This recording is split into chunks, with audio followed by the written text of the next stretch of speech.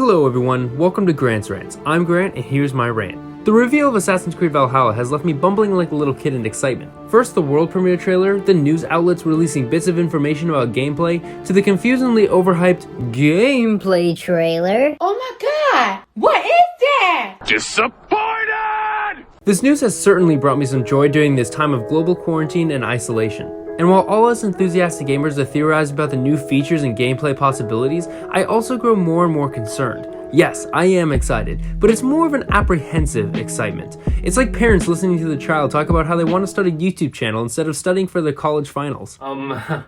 Sorry, Mom. But for real though guys, this is a new channel that I'm starting, so if you don't mind, I would really love if you'd subscribe and leave a like on the video. It lets me know that you guys enjoy this content and I can make more in the future. Alright, enough beating around the bush. Assassin's Creed Valhalla has been announced to be an open world RPG where you can customize your character, playstyle, and roam the countryside of 9th century England in stunning and gorgeous detail. You can build up your settlement, launch raids for resources, and explore Norse mythology and protect your culture as it expands to more prosperous territory. All of these features sound fantastic, and you can truly experience the days of being a berserk Viking, conquering lands and mowing down loads of enemies at a time. This sounds like an incredible RPG game. My only problem is that it doesn't sound like, well, an Assassin's Creed game. Assassin's Creed used to be about stealthy operations, sneaking behind enemy lines and taking your enemies out silently, undetected.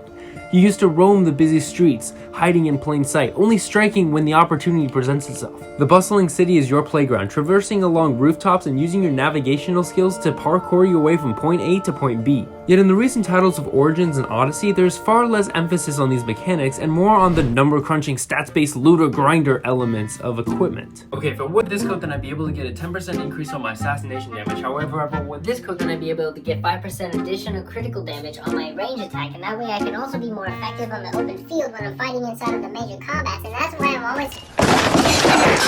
This kind of mechanic would be most apparent in Odyssey, where the grind to reach a certain level or power level would be so tedious that it would ruin my overall satisfaction. Now this sort of gameplay loop could be the result of other greedy practices to sell microtransactions. But I digress. It seems Ubisoft has learned from this mistake, since they said Valhalla will be a smaller game than Odyssey. This doesn't mean it'll be a worse game, it just means it'll have a more focused narrative cycle that provides, hopefully, minimal grind fests.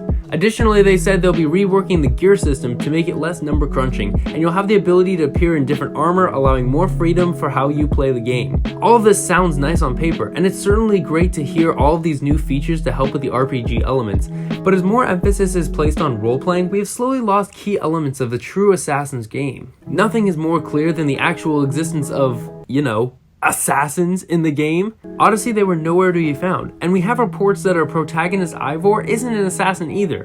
This is the second game in a row where we won't even be part of the assassin organization. Well, technically 3 games, but I began the organization that would become the assassins, so I'll give them a pass on that. I love you, Bayek.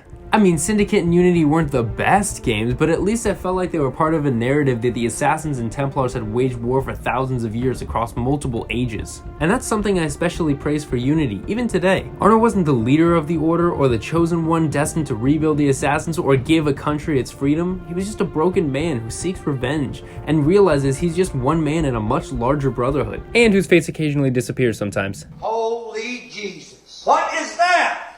What the fuck is that? But hey, who needs that? Look, there's a big scary man. Go fight him one-on-one with your dual axes. Have a swing at him. Oh my god. He's a lot tougher than you. Oh, but not to worry, you have your trusty hidden blade. Yeah, right into the eye. Slap. Oh, what?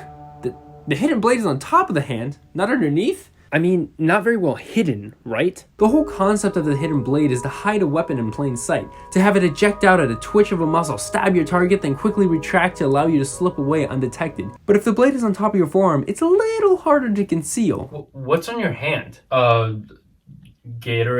Maybe I'm nitpicking with that one, but it's just another example of how I'm worried the franchise is slowly losing its roots.